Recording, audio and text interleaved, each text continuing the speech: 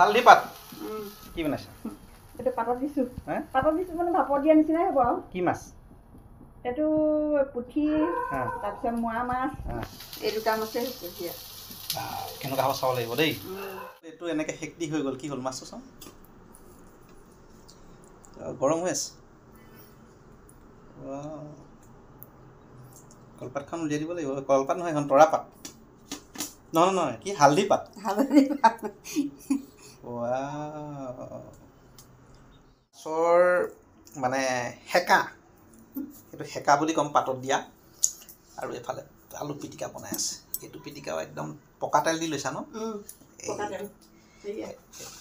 পকা তেল দি আলু পিটিকা পকা তেল দি কোনে ভাল পায় বাৰু? এতিয়াতো সানিব লাগিব। মিঠাতেল দিয়া। মিঠাতেল অকণ,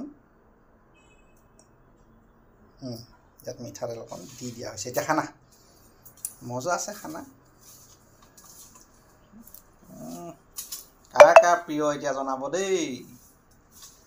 ভাল পায়নে আপোনালোকে? এইটো শেষৰ ৰূপটো, আৰু শেষৰ ৰূপটো আপোনালোকক দেখাই দিলোঁ। এইটো কাৰ কাৰ মজা জনাওক ৰাইজে, হয় নহয়? কোনে কোনে ভাল পায় জনাই দিম। অকণমান খাই চাওঁচোন এইটো কেনেকুৱা। মজা হৈছে মা। হে চোৱা, এই মজা।